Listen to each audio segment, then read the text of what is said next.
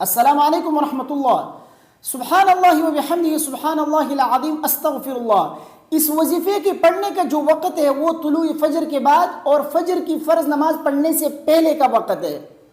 اب ایک ساتھی نے یہ سوال کیا ہے کہ کیا فجر کی جماعت نکل جانے کے بعد کوئی شخص جب اکیلے نماز پڑھے تو اس وقت بھی فجر کی فرض نماز پڑھنے سے پہلے پڑھنا پڑے گا یا فجر کی فرض نماز پڑھنے کے بعد بھی پڑھ سکتا ہے؟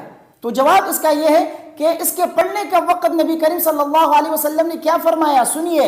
نبی کریم صلی اللہ علیہ وسلم نے صحابی سے فرمایا، قل سبحان اللہ و بحمدہ سبحان اللہ العظیم استغفر اللہ 100 مرہ ما بین طلوع الفجر الی ان تصلی الصبح۔ نبی کریم صلی اللہ علیہ وسلم نے فرمایا کہ اس وظیفے کو 100 مرتبہ طلوع فجر کے درمیان اور فجر کی فرض نماز پڑھنے کے درمیان پڑھو، یعنی طلوع فجر کے بعد اور فجر کی فرض نماز پڑھنے سے پہلے پڑھو۔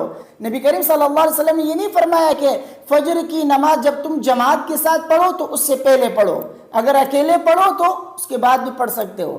نبی کریم صلی اللہ علیہ وسلم نے مطلقاً فرمایا کہ فجر کی فرض نماز پڑھنے سے پہلے پڑھو۔ اب فجر کی فرض نماز آپ جماعت کے ساتھ پڑھیں تب بھی جو ہے آپ کو فجر کی فرض نماز پڑھنے سے پہلے پڑھنا پڑے گا۔ اسی طرح اگر آپ فجر کی نماز اکیلے گھر میں پڑھیں یا جماعت نکل جانے کے بعد آپ مسجد میں پڑھیں تب بھی آپ کو فجر کی فرض نماز پڑھنے سے پہلے پڑھنا پڑے گا، تب آپ کو جو ہے اس وظیفے کا فائدہ ملے گا۔ اس وظیفے کا اثر تب آپ کو نظر آئے گا جب آپ فجر کی فرض نماز پڑھنے سے پہلے پڑھیں گے، خواہ اکیلے پڑھیں یا جماعت کے ساتھ پڑھیں۔ لہٰذا جس ساتھی نے یہ سوال کیا ہے کہ کیا ہم اس کو فجر کی جماعت نکل جانے کے بعد یا اکیلے گھر پر جب ہم پڑھیں تو اس وقت جو ہے ہم فجر کی فرض نماز پڑھنے سے پہلے پڑھیں یا اس کے بعد بھی پڑھ سکتے ہیں، تو دونوں صورتوں میں خواہ آپ جماعت کے ساتھ پڑھیں فجر کی نماز یا آپ اکیلے پڑھیں، دونوں صورتوں میں آپ کو فجر کی فرض نماز سے پہلے آپ کو پڑھنا پڑے گا۔ مجھے امید ہے میری باتیں آپ کی سمجھ میں آ گئی ہوں گی۔ ویڈیو کو اپنے دوستوں کے ساتھ لازمی شیئر کیجیے گا۔